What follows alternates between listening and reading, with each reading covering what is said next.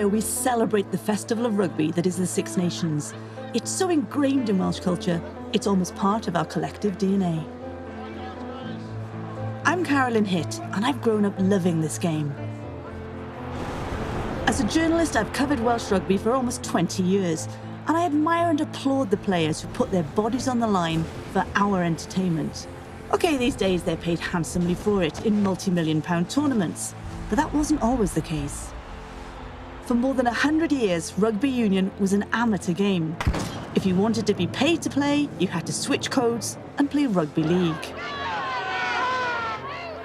I'm going on a journey to learn why so many Welshmen left us to play a foreign game in a foreign land. That's a bloody shame. Obviously, when I went, I said the right things in the press that I needed a new challenge. That's bullshit. I just needed security for my family. I'll hear stories of racism that still shock today. I'd have loved to have played for Cardiff, and I'd dreamt of playing for Wales. A black man, a black boy is never going to play for Wales. Never. I'll find out how shady agents enticed our boys to head north to the heartland of rugby league. We find them, for instance, when they're just getting married, that's a good time because they want a house. It's usually a working class type of fella that shall I say, takes the bait or makes the right decision. And I'll discover just what was at stake if you did decide to switch codes. You'd be banished to hell, you'll never be forgiven. This is the story of the Welsh Rugby League player, the Rugby Codebreakers.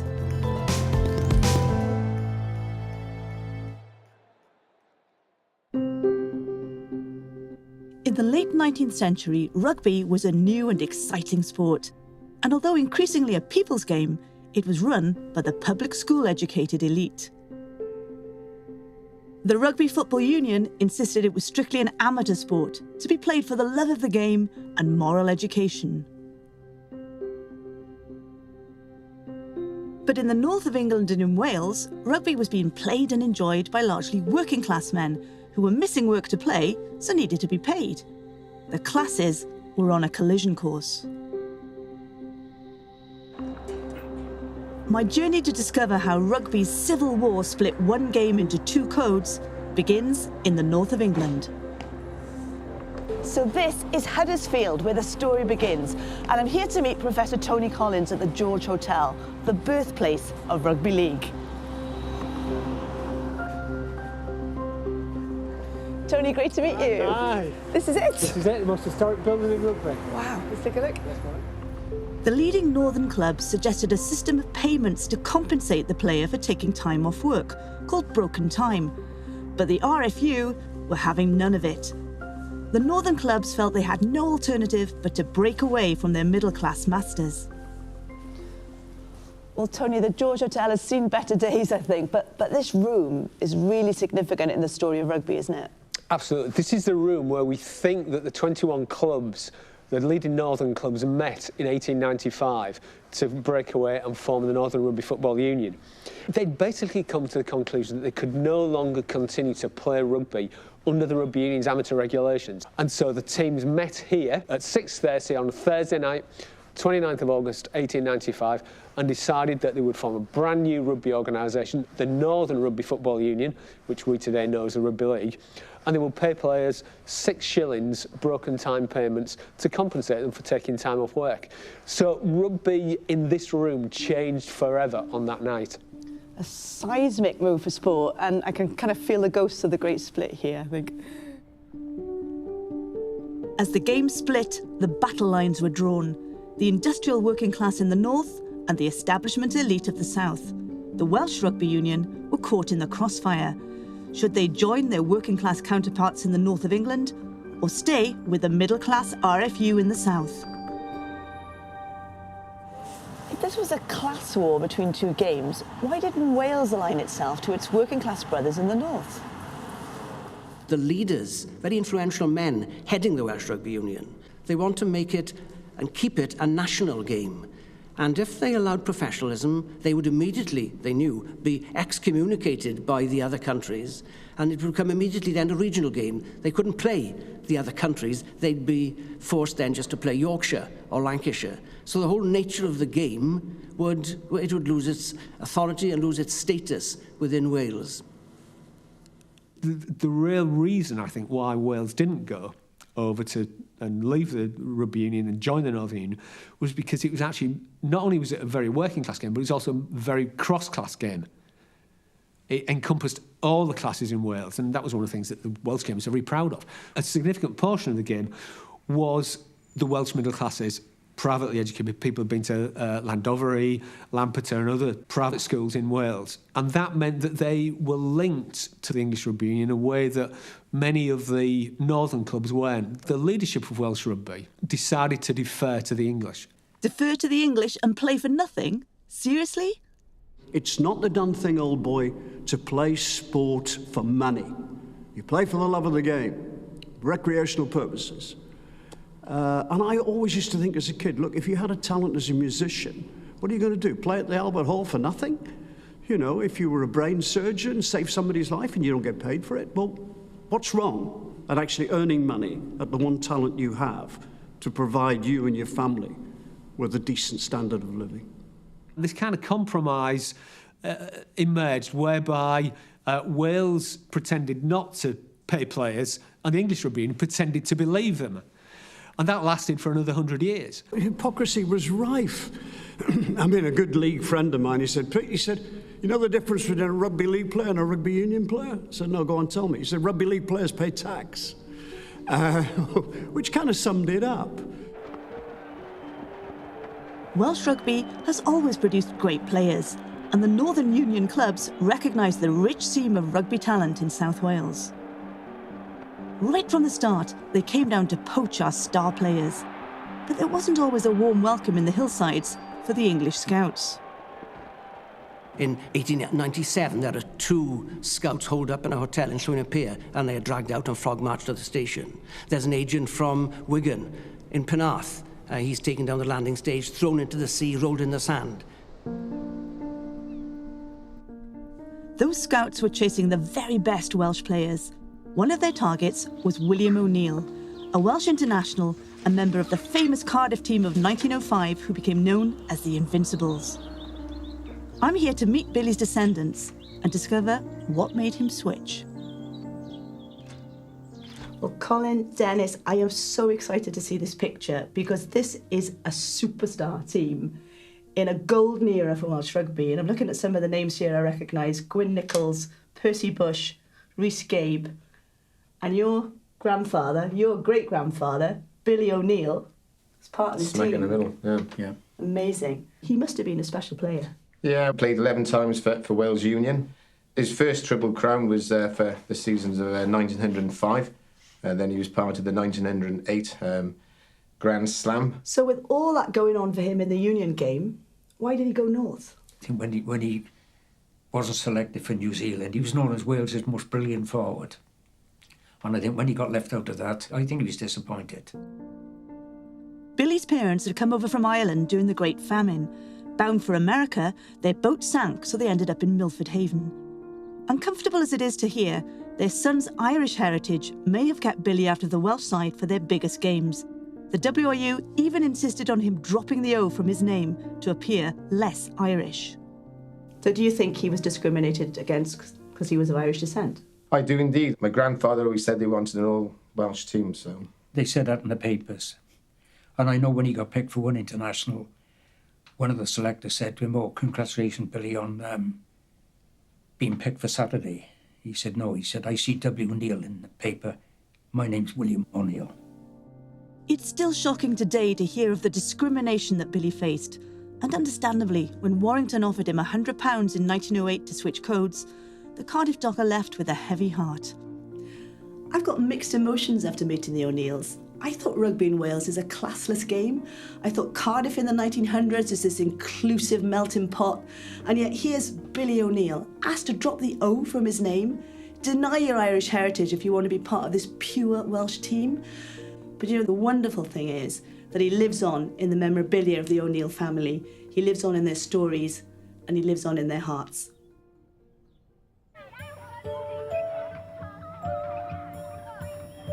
After the First World War, Britain was plunged into the Great Depression. For the first time, there was mass unemployment. For many players in Wales, switching to rugby league offered them their only chance to put food on the table. The interwar years were a period of great economic, financial strife, particularly for working class people in industrial areas. It was bad in the north of England, it was bad in Scotland, and it was especially bad in South Wales. You know, it is surprising that more men really didn't go north. 70 Welsh internationals went north in the 1920s and 30s, between the two world wars. 70 Welsh internationals, perhaps 900 uncapped players who go north. Is it any surprise that Wales doesn't win the Triple Crown between 1911 and 1950? And these are just grim years indeed for Welsh rugby. It strikes me that every time there's a mass exodus of players away from Wales, our national side suffers. But that's only half the story. There's another national side. Our boys don't stop being passionate Welshmen just because they've moved to England. They still play internationals in rugby league. And Wales have been pretty good at it too. I want to know more about the Wales Rugby League side and some of the men that brought it success. So where would you go to find out about Welsh rugby? Well, Huddersfield, of course. I've been given special access to the Rugby League archives at the University of Huddersfield, where there's a treasure trove of artefacts, both digital and in more traditional form, going right back to the creation of the sport. I discover a wealth of Welsh stories I've never heard back home. Now, from what I know about Welsh Rugby Union in the 1930s, it wasn't a particularly good time. But for Welsh Rugby League, it was a golden era. I've got Jim Sullivan's archive here. He's the Welsh player who was at the heart of that team. They won 3 European Championships on the bounce in the 1930s. And here is Jim Sullivan's shirt from 1937. And it's still got the mud on it. Look at this. It's this Welsh shirt. Now, number 1, of course, in rugby league is full-back, not prop. I think it must have shrunk a bit over the years, because I think it fit me, but just to handle this belonged to Jim Sullivan, and I can't stress enough what a big name he is up north. Jim had served an apprenticeship as a boilermaker while playing for Cardiff. In his union career, he'd been the youngest player to be invited to play for the Barbarians, only 26 days after his 17th birthday. And he'd even represented Wales at baseball, before deciding to make the switch and sign for Wigan, where he's still revered to this day. Jim Sullivan played 774 games for Wigan, all first-team games, no substitutes in that time. Scored 2,317 goals, 4,883 points. Complete significant records. The appearances, the goals and the points are still club records to this day. You've had the likes of Andy Farrell, Pat Richards, Fran Abotica, Colin Tyra, all significant kickers and point scorers in the day, and never reached anywhere near what Jim Sullivan did. He was influential in winning the first Challenge Cup that Wigan ever won, 1923. He was the first captain ever to lift the Challenge Cup at Wembley in 1929, scored the first points. Will we ever see the likes of them again in a rugby league shirt? Probably not. When he hung up those prolific boots in 1946, Jim began another career and became one of the most successful coaches the game has ever seen. He was supreme. He would be in the top 3 of all-time players and coaches. I mean, he made his name initially with Wigan, and then he came to St Helens as the coach, and he absolutely revitalised the St Helens. He made the St Helens club. When he came, he completely changed everything around. He changed the training. He brought in players. And to me, that was the beginning of the really great history of the St Helens Club. Players like Jim Sullivan are idolised in the north of England, but as a girl growing up in the South Wales valleys, I just never got to hear about them. As soon as players switched codes, they were ostracised by their communities. The decision to go pro must have been really tough for these players, because once they'd made that decision, that was it. They were banned for life from having anything to do with rugby union at any level. Just imagine that. Once you were gone, there was no turning back. That was it. In many cases, they weren't even allowed back in their old clubhouses. And you can talk to a lot of old players who they'd signed for a rugby league club, went back, and they went in the clubhouse and they were tapped on the shoulder to say, you're not welcome here anymore, or they couldn't even get in the door. You have to say, it's really very vicious. You'd gone north, you were beyond the pale, and they were treated abominably. Probably the most glaring example is George Parsons. George was a policeman in Pontypool, second row forward, playing for Wales against France in Paris in 1947. Gets on the train at Newport. There's a bit of a delay. He is, well, figuratively speaking, thrown off the train. Why? On suspicion of having talked to a rugby league scout. Quite apart from human rights, it's what about human dignity? I mean, how can you treat a person like that? Purely on suspicion. The great irony of the game was that you could play professional football and play rugby union. You could play professional cricket and play rugby union. You just could not play rugby league. The whole thing just had no foundation at all. It was something that they believed in, this purity of the amateur, even though they were slipping a few bob into people's shoes, and that was how it was. The rugby unions had laws which stated that even if you were suspected of talking to anyone involved in rugby league, let alone setting foot on a pitch, you would have a life ban. It was the most stupid law ever. And it happened when I was on the union. I can't get away from it. It did, because all unions in the world carried it out. Why, I don't know. It was certainly may have been a deterrent. I cannot even speak to a player, really. And I found that very sad, and still do.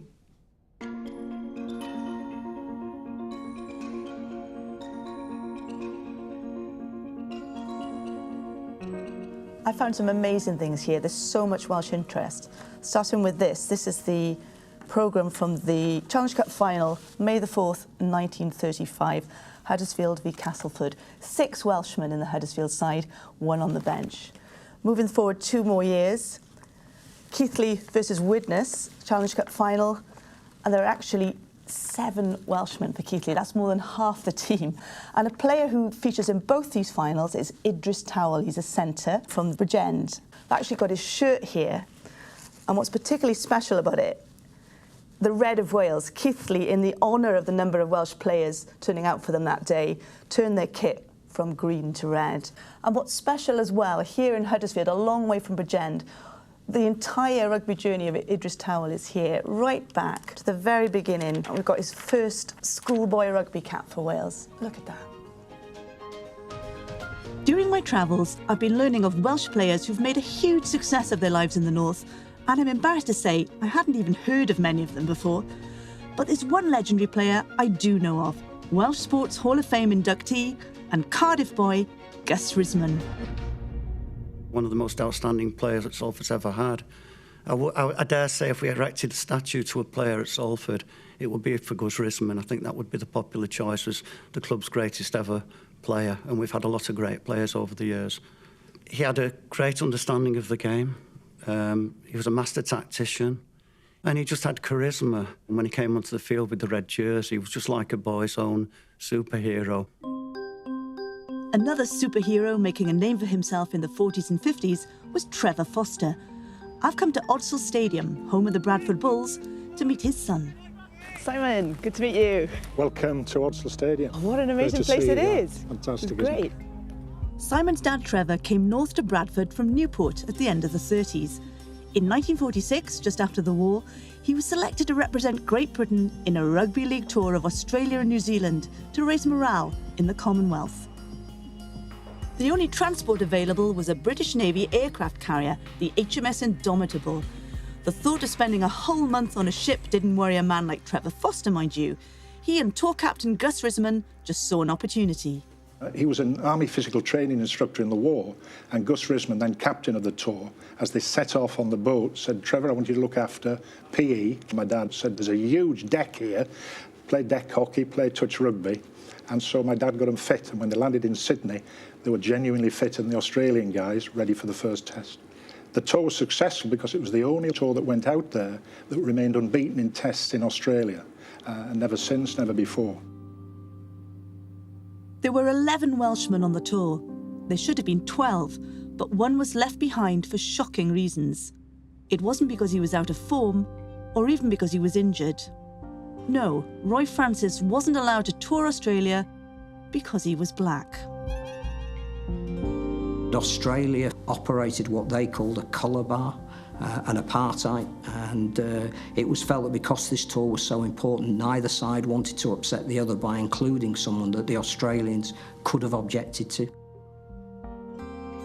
So Roy missed out simply because of the colour of his skin. He was an accomplished league player, but it was when the man from Bryn Mawr turned his attention to coaching that he really made his mark. Roy Francis signed for Wigan Rugby League as a 17-year-old in the late 1930s. He became arguably the greatest ever coach in the history of rugby league. Roy was a revolutionary, he was a visionary. He'd studied in the army psychology.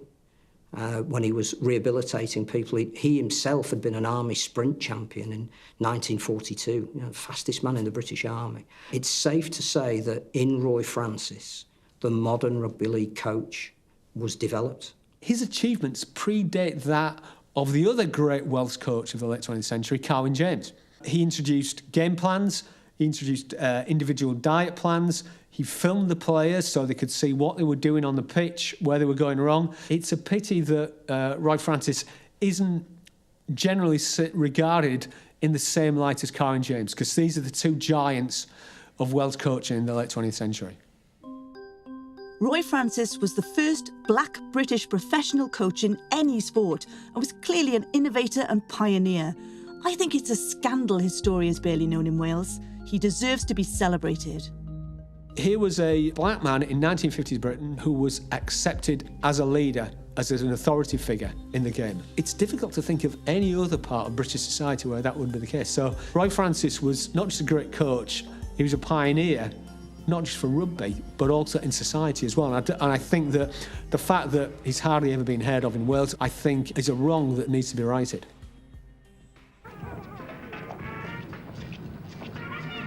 Tiger Bay is well known for being a rich melting pot of cultures. What isn't as well known, perhaps, is the fact it was a magnet for Northern Scouts. A whole host of talented Black Welsh players left Tiger Bay and headed north. One, however, stood head and shoulders above the rest. Well, simply a star, a superstar. Phenomenon. Outstanding. Legend, isn't it? The plaudits for Tiger Bay's Billy Boston are well-deserved. Here in Wigan, Billy's imposing frame is honoured with this wonderful statue. He was a record try-scorer for Wigan, record try-scorer for Great Britain, a true icon of either code. Brilliant with a teammate. I played about 4.5 years with him. It was magic, because in the dressing room before you go out, of course, you've got this aura at the side of you. I'm number one, he's number two, and you're looking at him, and this is the legend you're talking about. Billy Boston, he's a very good Boston again. Still going, he's up two up. What a score. Billy Boston from Tiger Bay, Cardiff. Billy Boston's life was celebrated last year at a charity dinner held in Cardiff, and it was great to see 83-year-old Billy at the event. But just how could this Cardiff-born rugby colossus be allowed to slip through the net at his local side? To think that nobody running Cardiff Rugby Club said, hey, got to give this kid a chance, look at him. I mean, I've spoken to Billy Boston at length over this various times over the years, and Billy will say, well, you know, I've racked my brains for a reason why, and in the end, I just come to the conclusion they didn't like the colour of my skin. I always wanted to play for Cardiff, but it never happened, so that's it. I don't know what it was, but they didn't seem to think that I was good enough. So they were. They made a mistake, didn't they? Not me. Cardiff's loss was Wigan's gain, where his colour didn't seem to matter. The race didn't come into play. The Wigan people embraced him. It was absolutely wonderful to see. And of course, when they saw him running the tries in and doing what he could do, what he was capable of, it was all the more endearing. Billy's story is not unique. For black Welsh players in this era, the opportunities at international level were non-existent. The reality of Welsh rugby at the time is that it's unlikely that they're going to play for the national side. And certainly when he talked to people who were involved in Welsh rugby in the 1950s, it's clear that that was an open secret. That Billy Boston may be a great player, but there's no way he would play for Wales because of the way that the Welsh team was run at the time. So there was an undertow of racism within Welsh rugby that meant that these players immediately looked to go north. Billy has been honoured with statues in Wigan and Wembley, but there's nothing in his place of birth. And it took until 1986 for Glenn Webb to become the first black player to represent Wales in rugby union. 1986. That was too late for Butetown boy Terry Michael. I'd have loved to have played for Cardiff, and I'd dreamt of playing for Wales, but it was never going to happen. The black man, the black boy is never going to play for Wales. Never. You can't let it, you can't let it eat at you, which it could do. So what you do the next best thing. You're going off. It was totally different up here. The race didn't come into it up here. We went out and had a look around Halifax. We went into the cafe and we found something that we didn't have in Cardiff, I never had in Cardiff, was currant tea cakes, toasted currant tea cakes, and they put butter on. Oh, we used to have 3 of those every time we went into a cafe. Fabulous. But the nicest thing about it was, when you went and got served, they said, "Thank you, darling." And I went back to the table. I said, "Wait, I don't even know when she called me darling. What's all that about, I love that side of Yorkshire. All sports are a product of their society, so it's not true to say there was no racism in rugby league. But because of the way that rugby league emerged in a sense, in rebellion against the establishment, it's a different type of culture to rugby union. And that if you were good enough to play, people didn't really care what colour skin you were because you could win the game for them. Halifax had a history of welcoming black Welsh players. Cardiff boys Colin Dixon and Johnny Freeman became big stars at the side. Johnny Freeman had tremendous pace. We signed him as a centre, but it quickly became apparent this athletic-looking person with tremendous pace would be better on the wing. He could sidestep. It wasn't just pace. He could beat players with sidesteps and body swerves, change of pace. He had all the attributes. He was a natural try-scorer. In season 1956-7, he broke the club try-scoring record by scoring 48 tries. He and Colin Dixon were probably the first 2 black people that I ever saw. We admired them, we looked up to them. I think everybody else was the same. They were standout figures that you wanted to see. I collected autographs as a youngster. And the first 2 that I wanted were Johnny Freeman and Colin Dixon. And I had a pen, a special pen that I used. And I looked at the pen afterwards, thought Johnny Freeman held that pen. They were heroes, star players. The fact that they're in the Hall of Fame means that they'll never be forgotten. That's as they walked out at Wembley. That was Clive's dream, to play in a Challenge Cup match at Wembley. Cardiff-born Clive Sullivan, one of just a handful of players who played for both the sides in Hull, deadly rivals Hull FC and Hull Kingston Rovers. His widow Rosalind is justifiably proud. He was quite shy, but he always had time for people. And I think that was one of his greatest assets. And I think that broke down a lot of barriers as well about him being black in quite a dominant white society in Hull. And he had this big, warm, friendly smile. Clive was so proud of being Welsh.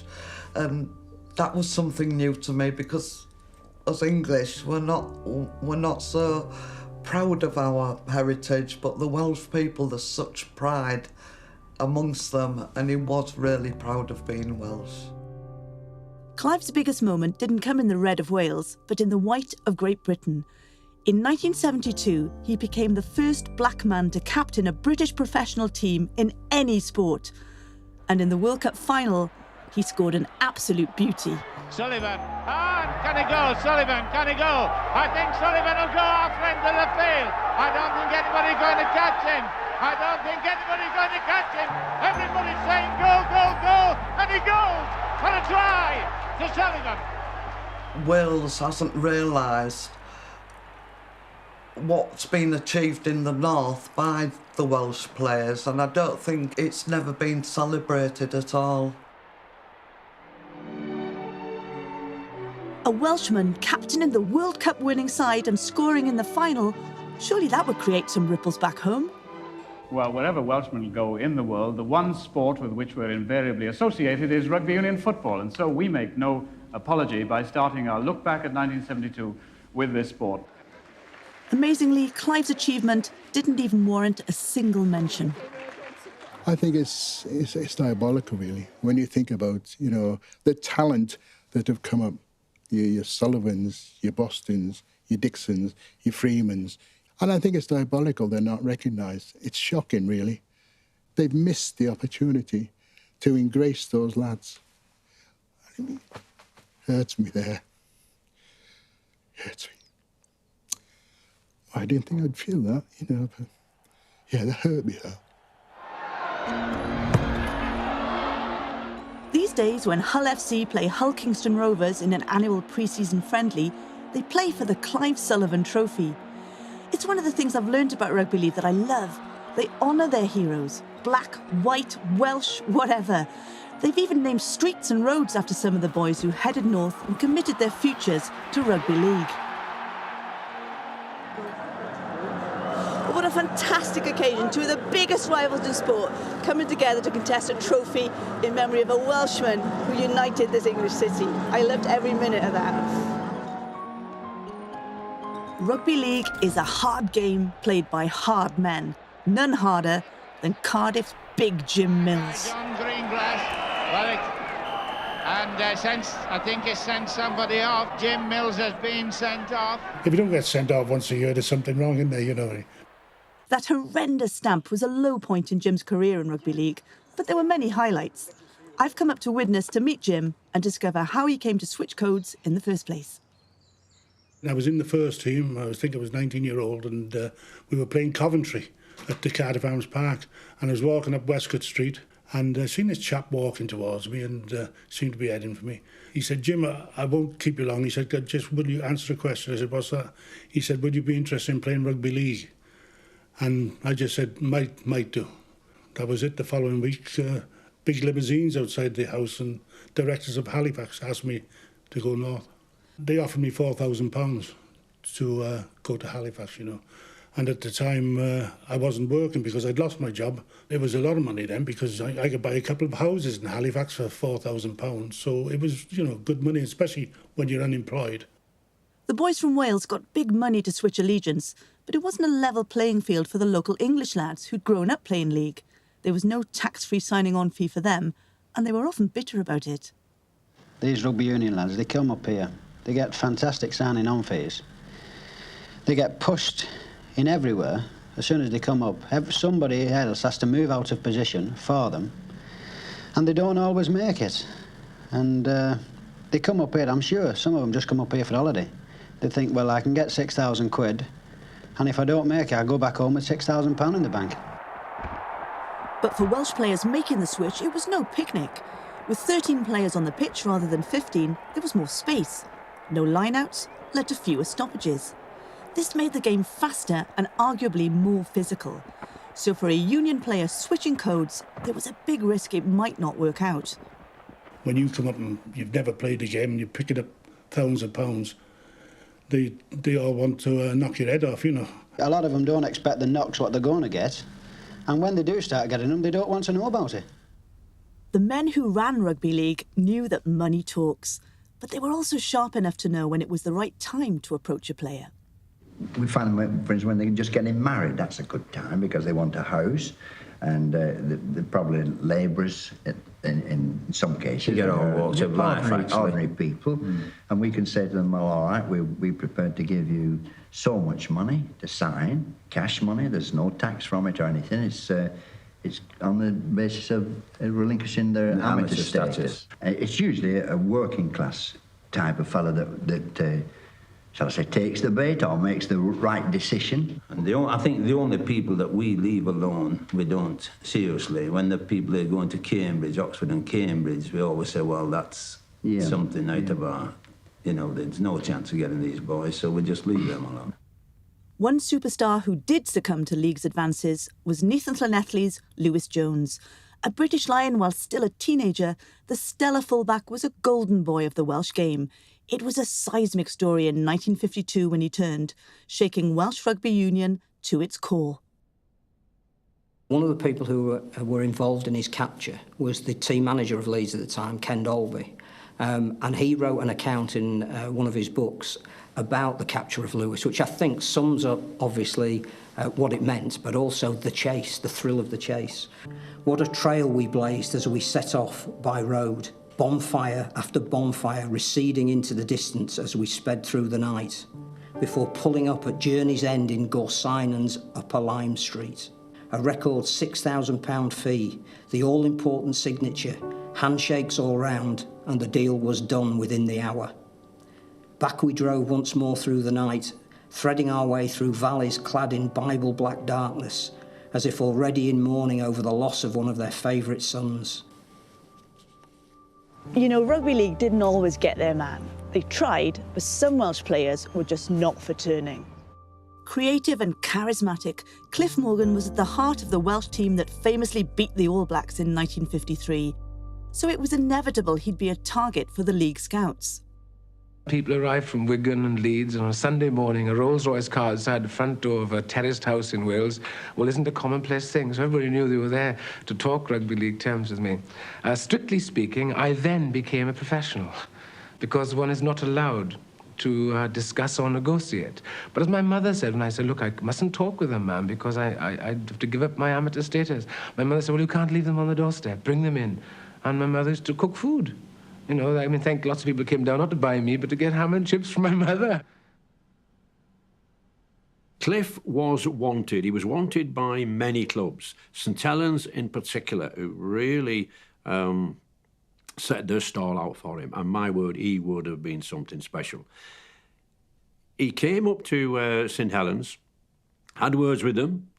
The terms were okay, the terms were fine, and he was going to sign. But he went back to see his dad. Cliff caught the train, and the train he had to change at Crewe Station. He got off at Crewe Station, waited for the train, it was half an hour. He went for a cup of tea and he sat there, and he lost his nerve. As he said, he lost his nerve. Because if you remember, in those days, you couldn't play anywhere else. If you just went on a field for 10 minutes in rugby league, you were banned from rugby union. And Cliff said all that went through his mind, and he turned around and he caught the train down back to Cardiff. For players who were really in the spotlight in Wales, it was very difficult for them to switch to rugby league because their entire lives were there. Their celebrity, their fame, their standing in the community, just like players in the north of England, was very much wrapped up in the fact they played for the Welsh national team and they were someone that everybody knew. You'll be banished to hell. You'll never be forgiven. You'll be walking down the road with your collar up. Nobody want to know you. Gareth Edwards and Barry John were the superstars of their day. They were both big targets for the scouts from the north, and there's evidence in the St Helens club minutes that shows just how much their signatures were desired. 22nd of the 8th, 1967. It was reported that contact had been made with Barry John, the Wales standoff half, and we were now awaiting word from him. Minutes of directors' meeting held Friday, 27th of the 9th, 1968. The chairman reported that the meeting had been called following a phone call from Barry John, British Lions, Wales and Cardiff standoff half. John was now prepared to listen to an offer to turn professional. You know, when that big flashy car parked outside your house or parked outside your place of employment, the fear of God went into you. Oh, my word, this is it. You can't escape this. You're going to be offered a sum of money. Are you going to say yes or no? This is from August 1968. A report was given, it being stated that Edward was keen to complete his studies before turning professional. It was agreed that little more could be done at this stage, but that the player be kept in contact in an effort to reach some form of agreement for the future. And I would have been about 21, 22 when I was being given most of these offers that I was given. I've always said, you chose the wrong time, lads. I said, I'm not married, I haven't got children, I haven't got a mortgage. 10th of the 4th, 1969. It was reported that Gareth Edwards might be prepared to turn professional on return from the tour of New Zealand. It was agreed that this was also a matter for full board discussion. It was almost felt like as if it was a noose waiting to go around your neck, you know. Although some big fish got off the hook, there was one huge star of that era who did take the bait. Welsh captain David Watkins. I can well remember we went down to the Knoll to train under lights, the Welsh squad which had been chosen, and David had been chosen as captain of the squad in preparation for the international. You can imagine the gathering of the clan and the people who'd been selected as a squad and all getting excited for this big match against the All Blacks.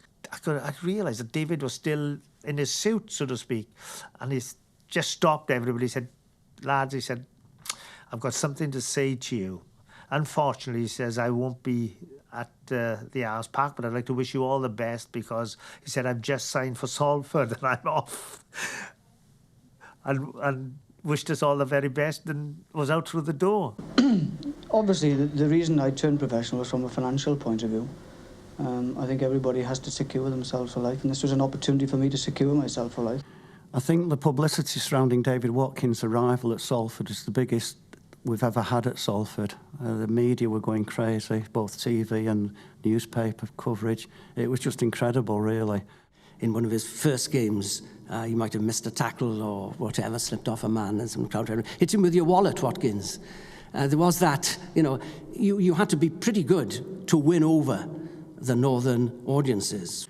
I think today people would still talk about David Watkins almost as if he's still part of the club. It's a bit like when you mention Manchester United and somebody will mention George Best. It's the same with Salford. People, if they're going to recall the name of any player, it's probably going to be David Watkins. David Watkins' world record fee of $16,000 in 1967 didn't tempt many players to follow him north. The success we enjoyed in the 70s made sporting celebrities of the players. They were well looked after by sympathetic employers. And we've all heard that open secret about unofficial payments. So there was less need to turn professional. But as the 80s loomed, everything changed. Brace yourself. This storm is coming and it goes down. All the clubs are being closed down. Wales suffered as industrial decline, mass unemployment and the miners' strike took their toll. The desperation of the country was mirrored on the pitch. These weren't good times for the Union game. One of the first from this era to switch codes was Swansea-born Clive Griffiths.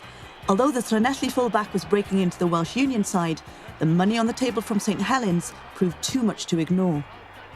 Only 27,000 a lot of money these days. But you can imagine it was back in 1979 when, you know, you don't own your own house. And you got to park your car at the top of the hill every morning. The bump started. I had an offer, really, that was going up and up and up, and I couldn't refuse. For Clive, it quickly became apparent that even though it was almost 85 years since the first Welshman had turned professional, there was still a huge stigma in his homeland.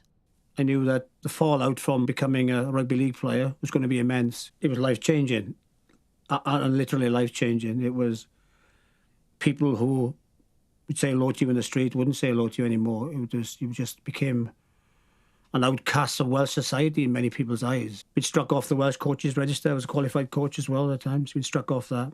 Clive wrote to the WRU after he turned professional, and the response showed a typical lack of empathy.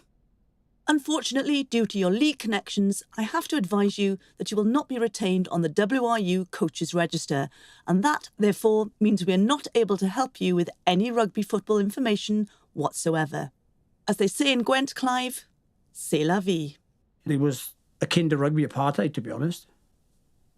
At the time, I'm not over-exaggerating. You were looked as a defector as well. I mean, that's a horrible way of describing it. And to me, even now, thank goodness that it has moved on a bit, but I feel very disappointed now people could behave in that way, and I think it's a shoddy part of our Welsh rugby history, of how they treated players who went north. The 80s and early 90s saw the floodgates open once again. There was a virtual stampede north.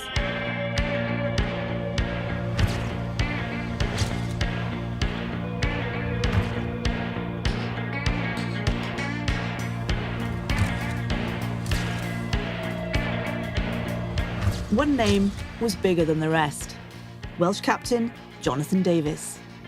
But I never wanted to get paid for playing. I was really enjoying my time at Llanelli. We were going exceptionally well, and I was enjoying it with Wales. I enjoyed playing for Wales so much. You know, the occasion, you know, everyone that had ever been involved in your career would come and watch you and be proud of you, and you'd be proud of, you know, your performances. And playing for Wales was, you know, I dreamt of as a kid. Jonathan was captain of Wales in 1988 when Romania shocked the home side, winning in Cardiff 15-9. National disaster, wasn't it? And you know, it was a massive disappointment for me. You know, as a player, but even more so as a captain. You know, to lose to Romania was huge. Disappointment for Wales, a really embarrassing defeat. Obviously, there was a threat of me being dropped for the Six Nations, one as captain, as two as a player, and I don't know if that would have happened. I still felt that was the best house half in Wales at the time. I was playing for Scarlets and they were winning. And then, you know, I bumped into my surgeon that had a cruciate knee ligament early on my career, and he'd heard the rumours and he said, "Oh, I heard you thinking of going north." I said, "Oh, I'm not sure." He said, "Oh, you know, make the most of that knee." So that knee injury was one thing, and then I had a 6-month-old son as well. So they're all kind of all those things, you know, come into, you know, my thought process. And I turned. Dougie Lawton was the coach at Widnes, you know, and I was a director at the time. And he said, Jimmy said, "Will you come down to Wales with me?" I said, "What for?" He said, "I'm going to sign Jonathan Davies." I said, "I don't think so, Dougie." I said, "He's captain of Wales." I said, "You'll have a job signing him." The reasons I went was purely security, you know, for my family. And obviously when I went, they said, "Oh, I said the right things in the press, that I needed a new challenge." That's bullshit. I just needed security for my family, and that's the reason I went. I was so pleased. I remember driving away from his house, and Dougie said to me, he said, "Well, that's great." And I said, "I can't believe it, Doug." I said, he said, "Let's have a drink." He said, "There must be 300 pubs in Llanelli." And I said, "There's a pub there." So we pulled over. Next minute, this chap walked from behind the bar. I thought I know him. And it was Norman Gale, the former Wales hooker. And he came across and he said, "Have you come to sign any players?" I said, "No, Norman." I said, "We've been down to see John Waller down Buryport." I said, "We're just on our way back." He said, "All right." And he bought us a pint each. And he started chatting. And it was all photos of Llanelli, who Jonathan played for, now around the wall, you know. I said, "Are you anything to do with Llanelli, Norman?" He said, "I'm chairman of Llanelli." And I said, "I don't believe this, Doug." I said, "There's all these pubs down here, and we walked in the chairman of Llanelli's." I said, "Imagine him now when he picks the paper up tomorrow. We've signed Jonathan Davies, and he's bought us a pint." For Jonathan, switching to a game he hadn't even watched before was a big step.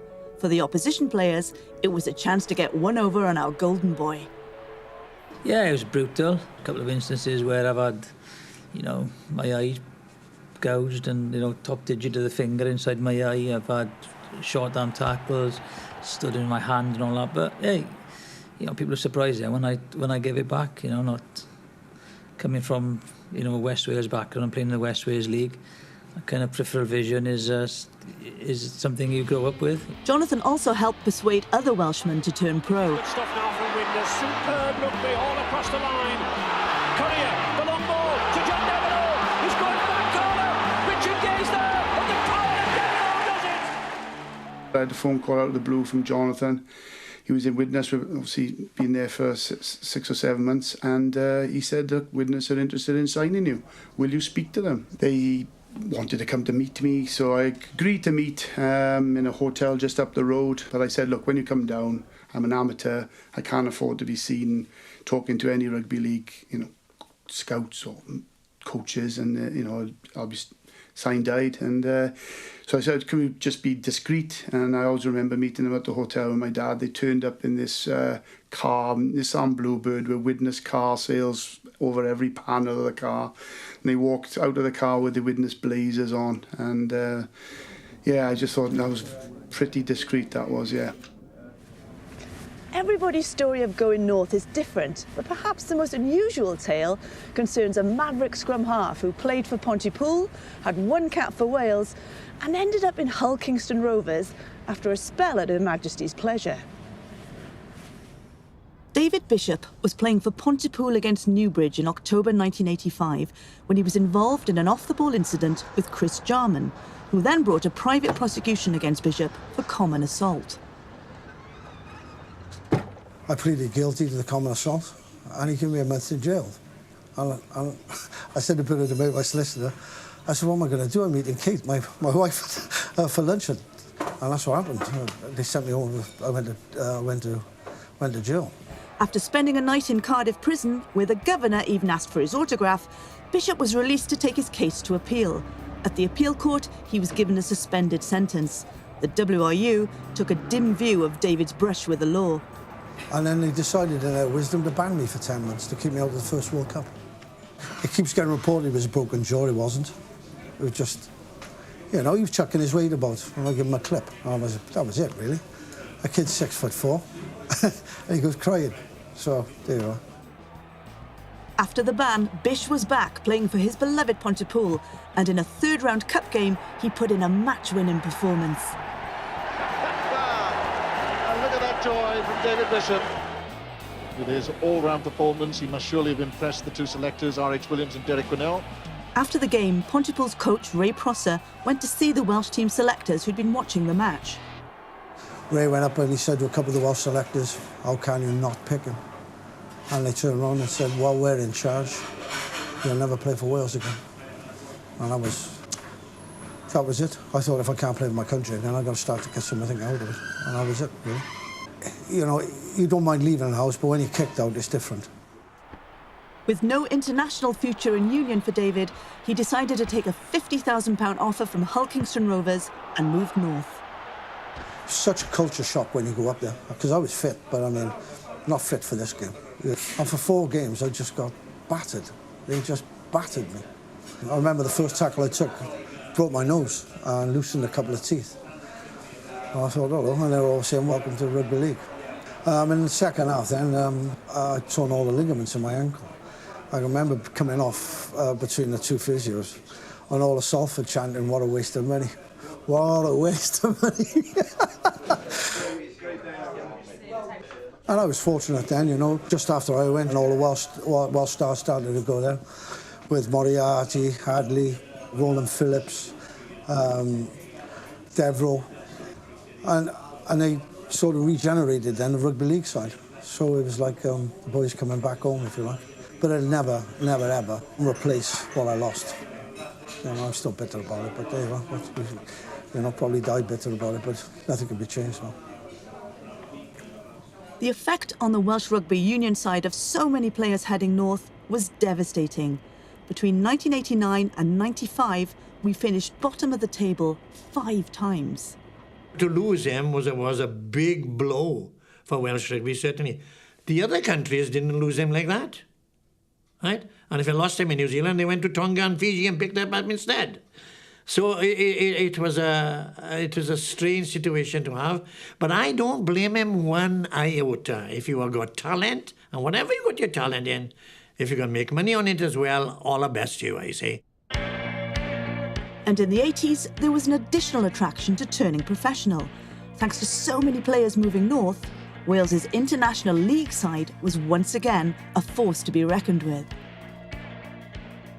We were very passionate. Everyone was a very passionate Welshman, and we wanted to wear that red jersey again. And maybe, you know, Welsh Rugby Union wasn't going very well, so we had the opportunity to, you know, make a little bit of an impression. The chance to make that impression came in 1995 on the biggest stage of all, when Wales co-hosted the Rugby League World Cup. Every game is a special memory. You know, we had to delay the kick-off at Ninian Park for the first game against France, and the crunch game against Samoa at the Vetch.